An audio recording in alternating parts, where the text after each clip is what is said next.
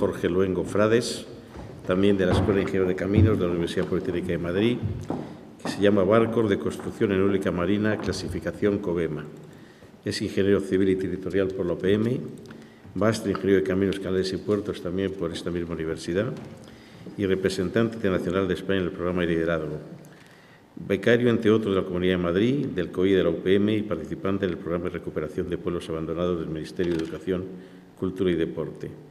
A lo largo de su carrera universitaria se interesa en el campo de ingeniería marítima y desarrolla en paralelo con los estudios trabajos de consultoría técnica en empresas de ingeniería. Ha sido becario de la Caixa, gracias a lo cual comienza su estudio de doctorado y se especializa en la temática sobre la que ha investigado en los últimos años, que es la energía eólica offshore. Cuando quieras. Gracias. Buenas tardes. Gracias por su asistencia. Vengo a exponer los resultados de una investigación desarrollada por el Grupo de Investigación del Medio Marino, Costero y Portuario y otras áreas sensibles de la Escuela de Caminos de esta casa, en el cual han participado los profesores José Santos López, María Dolores Esteban y Vicente Negro.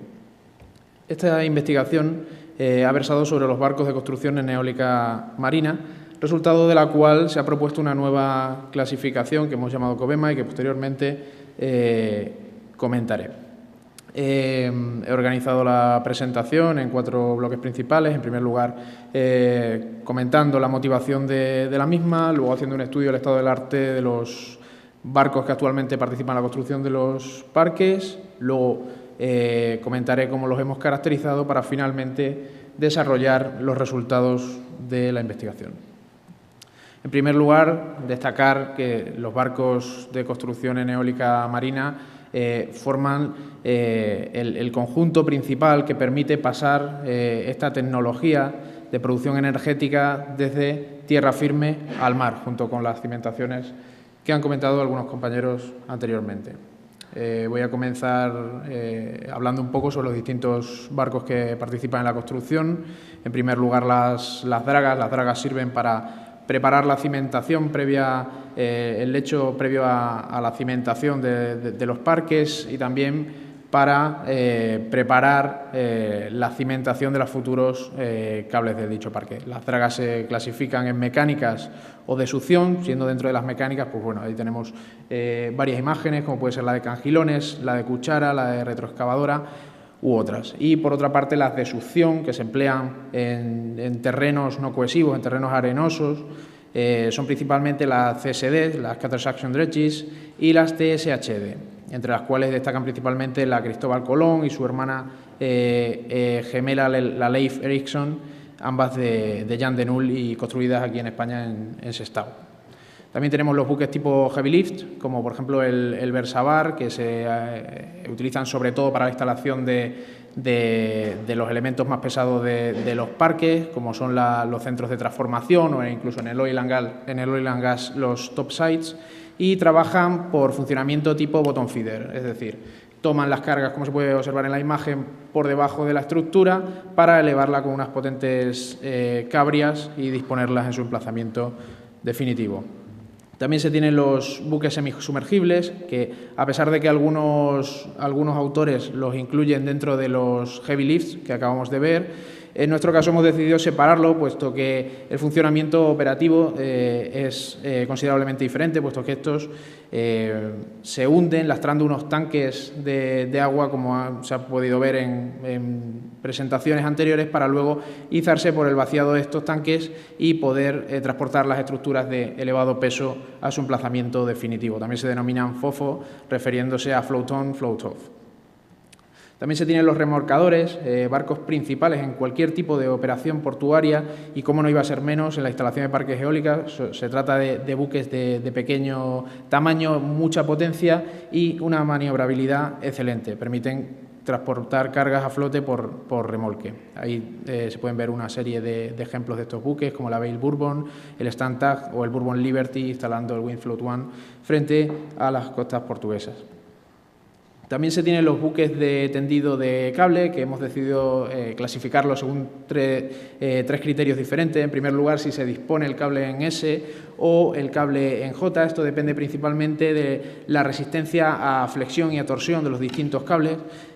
Como podrá comprenderse, aquellos que tengan mayor diámetro y sean por tanto más rígidos deberán disponerse en J, Y, de acuerdo con esto, también los tambores en los buques de tendido de cable pueden tener el eje dispuesto en horizontal o en vertical, como se puede observar en las dos imágenes inferiores. A continuación están los barcos de instalación de turbina. Los más famosos a nivel mundial son el Pacific Orca y el Pacific Osprey. Se trata de unos buques que cuentan con una serie de jackups, generalmente 5 o 6, suelen ser impares para poder pivotar por popa, y funcionan mediante la elevación del casco hasta alcanzar la cota de instalación de la nacelle. Así, reduciendo el brazo de izado, permite que los derricks puedan elevar mayores cargas. Por comentar un par de números, pues bueno, este par de ellos pueden izarse hasta una altura de 17 metros sobre el nivel del mar a una velocidad de 1,2 metros por minuto. También se tienen los buques de izado, principalmente las grúas flotantes montadas sobre pontonas, como el Oleg Strashnov, que cuando son autopropulsadas se pasan a denominarse barcos grúas, y también existen en modo semisumergible, no confundir con los semisumergibles de tipo FOFO que comentábamos anteriormente, y por último las grúas flotantes tipo Shearleg. También existen otra serie de buques auxiliares, como los de transporte de personal, los cuales permiten albergar bastante tripulación, pero no tienen una velocidad elevada ni una maniobrabilidad muy boyante, por lo cual deben ser apoyados por una serie de buques de apoyo, como pueden ser lanchas o pueden ser turbine transfers, que permiten, mediante el abordaje de su tripulación en las inmediaciones del parque, penetrar hasta el interior de los mismos. También existen los buques de emergencia y respuesta rápida, sobre todo pues, destinados de cara a solucionar pues, todas aquellas emergencias que vayan surgiendo. Están dotados con sistemas de extinción de incendios, sistemas de embarcaciones de apoyo y también de vehículos operados remotamente, que sirven sobre todo pues, para la instalación de los tubos en J en los parques para llevar la electricidad. Y los buques de suministro, como por ejemplo el Edafer, también de aquí de fabricación nacional. Este fue construido en los astilleros de Condán, en Castropol. De hecho, en la foto a la derecha se puede ver bajo el viaducto de los Santos. Sirven para transporte de materiales, por lo cual lo importante es su capacidad de carga, no tanto otros parámetros como puedan ser su velocidad o su comodidad o incluso su maniobrabilidad. En ocasiones precisan incluso del auxilio de remolcadores tanto dentro de puerto como en las inmediaciones de los parques eólicos. Por último, los buques de apoyo. Destaca el Street Luna, también de fabricación española, también se hizo en Condán, que tiene un casco en diseño WP, que se refiere a las siglas de Wave Piercing, que es un casco que no afronta la ola por encima, sino que la penetra, reduciendo así el cabeceo, mejorando la estabilidad transversal del buque a altas velocidades y, por tanto, su operatividad, fundamental para los resultados de esta investigación. Para terminar con este estudio del estado del arte de los barcos, hablar de los floteles, que se refieren a floating hotels, son hoteles flotantes que sirven pues, para albergar a los trabajadores del parque durante estancias de larga duración. Los primeros, la primera generación, se trataba de buques multipropósito, adaptados, mejorados, para poder albergar personal mediante la instalación de módulos operacionales, pero la segunda generación, como el EDA Fides, también de fabricación española, en Sestao, ya son diseñados ex professo para transporte y habitación de larga estancia del personal. Una vez se desarrolló el estudio del estado del arte, se procedió a caracterizar los distintos buques estudiados. Para ello se consideró el concepto de ventanas temporal, hace un momento lo hemos comentado. Cada uno de ellos es compatible con unas acciones climáticas, las cuales quedaron caracterizadas por la variable principal, el oleaje, y se compararon con las ventanas temporales de operación de los distintos parques, de modo que cada uno de ellos puede realizar sus tareas durante un número de horas al año, considerando tanto el régimen medio como, sobre todo, el régimen extremal. También se caracterizaron los buques que he comentado anteriormente mediante su maniobrabilidad, fundamental en todas las operaciones de construcción y mantenimiento de los parques, maniobrabilidad tanto en puerto como en el interior de los parques.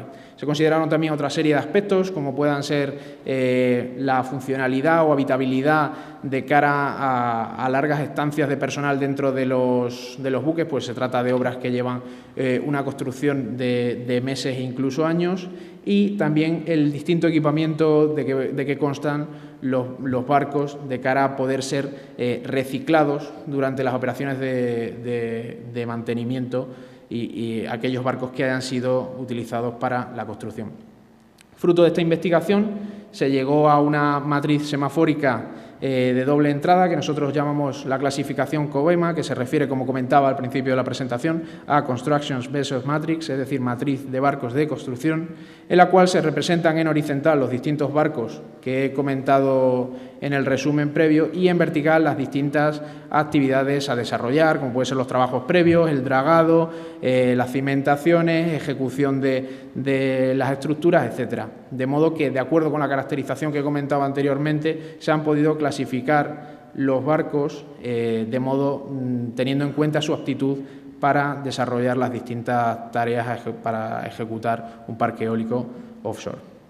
Y bueno, eso es todo. Muchas gracias por su atención y de su... Muy bien, pues muchas gracias. Dado que han ido todos en hora, tenemos todavía hasta 15 minutos, un máximo, para hacer preguntas. Así que ahora a su disposición. Si hacen el favor, puedes, si te acerquen un...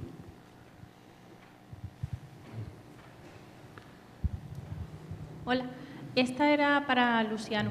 Los aerogeneradores que ya están instalados, aparte de, supongo que con buzos o algún ROV que haga inspección visual del fondo y vea si está erosionado o no, ¿hay algún tipo de sensores que se puedan instalar para ir vigilando la erosión del fondo?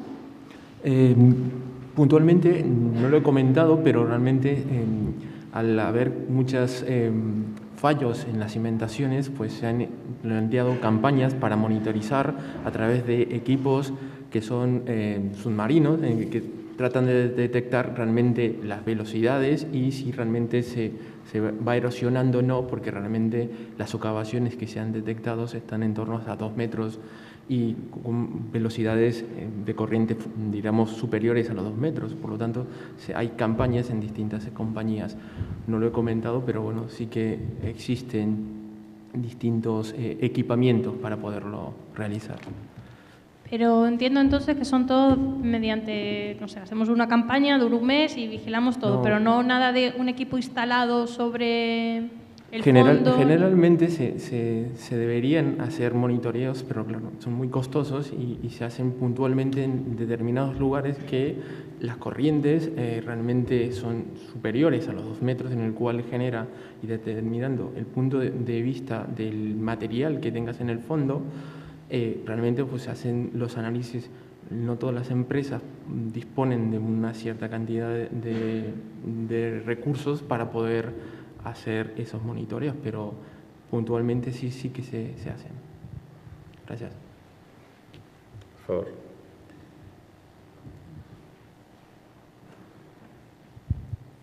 Hola, buenas tardes. Soy Laura Rolo de DNVGL. Tengo 2 preguntitas también para ti, Luciano. La primera es, nos has hablado de las front mats.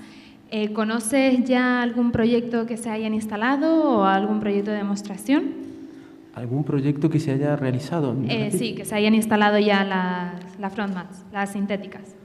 La verdad es que no lo recuerdo muy bien, pero sí que hay uno, solamente en la investigación estaba analizando qué tipo de sistemas de protección. La verdad es que no recuerdo bien el nombre de la empresa, pero te puedo asegurar que sí hay una empresa, si no me recuerdo es holandesa, no recuerdo el nombre, pero sí que sí, existe.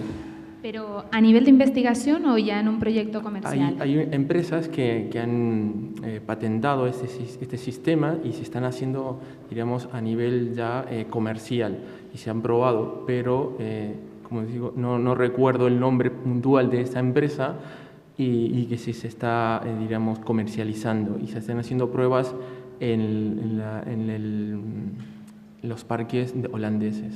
Perfecto. Y la segunda pregunta también para ti. nos has estado hablando de las distintas fórmulas que existen para evaluar el scour y asimismo que estas fórmulas provienen de entornos fluviales. Y bueno, nos ha estado comentando que uno de los objetivos de esta investigación es ir al tanque y probar si esta fórmula funciona o no para la industria offshore marina. Mi pregunta es, para elaborar este trabajo, ¿no habéis podido obtener datos de parques eólicos que llevan en operación cierto número de años para ver si las fórmulas con las que han calculado su protección ha funcionado como esperaban? No, menos, ha sido un diseño conservador, o por el contrario se han visto con necesidad de instalar más scour durante la operación y mantenimiento del mismo. Decirte que realmente todas las compañías, porque realmente tratan de proteccionar un poco sus datos, es muy difícil acceder si no tienes un contrato. Obviamente por no perder su know-how, las empresas lo hacen mucho más difícil brindar esta información, aunque en la investigación se han tomado diferentes datos de compañías y de las instalaciones, pero decirte realmente que es muy difícil acceder a esos datos. Si no tienes un contrato con una compañía, pues lo hace realmente muy difícil. Y en laboratorios realmente sí que es necesario tener todos estos datos para poder realizarlos. Entonces, en vuestra investigación no habéis podido contar con datos de operación reales. Se han tomado algunos datos que estaban publicados en distintas compañías, pero no con un margen tan amplio como para hacer un análisis muy detallado y fino de estos datos, digamos. Es una pena, la verdad. Sí, sí. Es una pena. Sí. Gracias. Gracias. ¿Alguien más, por favor? Perdón, buenas tardes. Tenía varias preguntas, una para Lucian, otra para Daphne. En primer lugar, Lucian, no sé si lo he entendido muy bien, hablabas en tus futuras investigaciones hacer el mismo trabajo, pero para formulaciones aplicables al mundo marítimo. No sé si es que esas formulaciones no existen todavía, o si existen, ¿por qué no las habéis utilizado, ya que habéis utilizado fluviales en vez de estas, ya que estáis orientados al mundo marítimo? La investigación se centró en hacer un estado de arte de todas las formulaciones que realmente se encuentran disponibles, ¿no? La mayoría son formulaciones para sistemas de socavación en entornos fluviales. Son muy reducidas las fórmulas aplicables a entornos marinos. Por lo tanto, lo que intentamos es buscar la mayor similitud para poder comparar dos cosas, ¿no? Y eso es lo que hemos intentado en la investigación. Es muy difícil y hay muy pocas... Realmente es una pena, ¿no? Que no se siga investigando y proponiendo nuevas fórmulas y que además estas fórmulas hay que validarlas y comprobarlas, ¿no? La verdad es que la parte marina realmente era muy reducida y pues la mayoría, todas eran fórmulas de centros de investigaciones americanos y eran todos de entornos fluviales. Por eso hice ese matiz de explicar de que realmente al llevar estas fórmulas de lo fluvial al marítimo se encontraban muchas incoherencias. Vale. Y para Daphne, en primer lugar, son dos preguntas rápidas. En una diapositiva comentabas los graneleros como parte del proceso. No entiendo muy bien su papel, más a la vista de la última presentación, donde nos han nombrado. Y la otra es, desde el punto de vista estratégico español, ¿qué consideras que sería más atractivo? ¿Un puerto especializado en todas las funciones que necesitamos para mantener un parque eólico? ¿O tener distintas funciones en función de la localización? Y luego también, ¿quién equipa esos puertos? ¿Quién sería? ¿Puertos del Estado sería...? Como por ejemplo terminales de tu contenedor, etcétera, o serían los propios explotadores de los parques eólicos. Gracias. bueno, empezando por tu primera pregunta, el uso del buque granelero era en particular para realizar las labores de reposición de las protecciones antisocavación. La segunda pregunta que me has hecho era en base a qué es más importante, ¿no? Si las funciones de operación y mantenimiento concentradas en un mismo puerto o en diferentes puertos.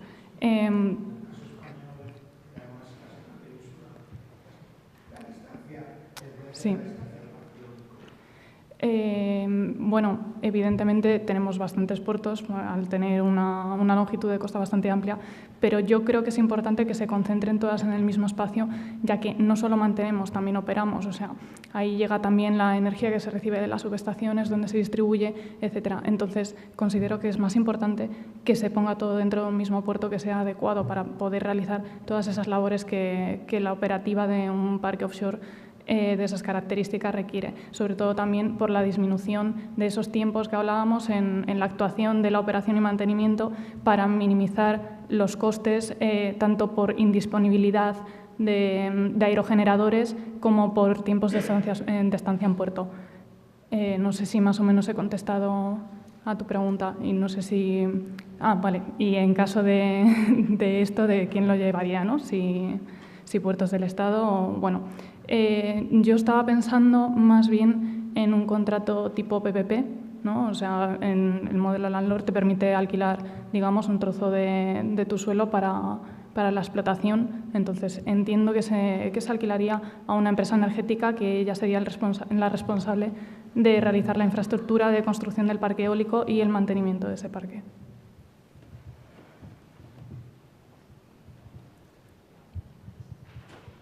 Una pregunta para Dafne.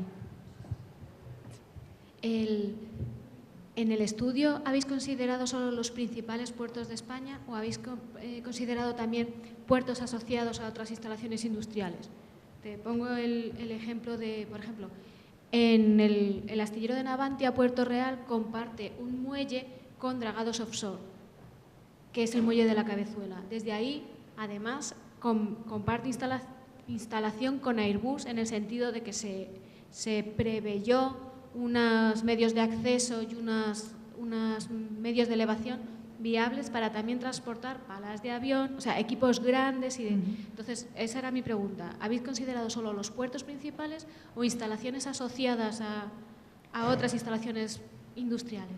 En principio, se han considerado solo los puertos principales porque, como he dicho, para realizar, digamos, esa tabla semafórica que permite decir, pues en este puerto podríamos ir, en este igual tenemos alguna dificultad, la información con la que contaba era exclusivamente la de las memorias portuarias. Entonces, como tal, esa solo está de las autoridades portuarias. Entonces, solo he podido considerar la de los puertos principales. Me hubiera gustado ampliar el estudio a, digamos, más puertos de nuestras costas porque, bueno, también en los parques, grandes parques europeos, he observado que no siempre hay un puerto de operación y mantenimiento excesivamente grande para llevar a cabo esa operativa. Entonces, sí me hubiera gustado ampliarlo, pero por condiciones de tiempo y demás, pues no he podido, la verdad.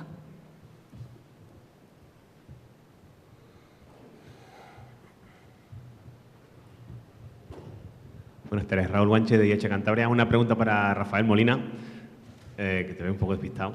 Rafael, ¿nos puedes contar un poco cuáles son los umbrales operativos de la Demogravi 3 en sus diferentes etapas de transporte, fondeo, etcétera? Como es polivalente, entiendo que también tiene sus limitaciones en las distintas fases.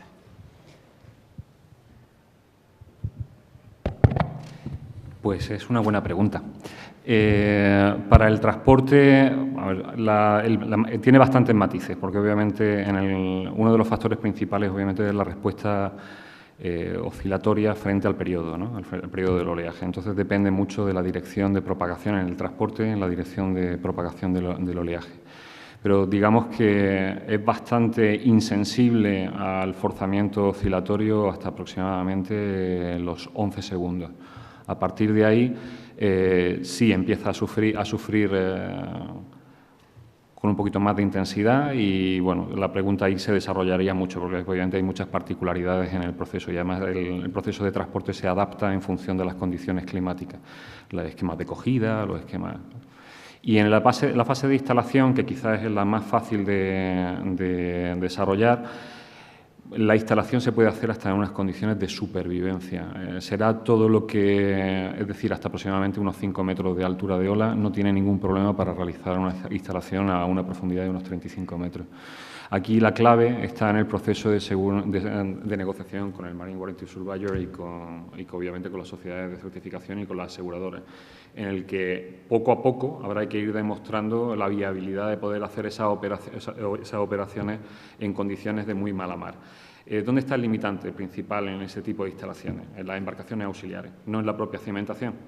Entonces, la clave en este caso para la utilización de estas cimentaciones y en cualquier condición de mar está en el hecho de que se pueden hacer en remoto, que es donde estamos trabajando y ahora prácticamente se pueden dar las condiciones para poder hacerlo.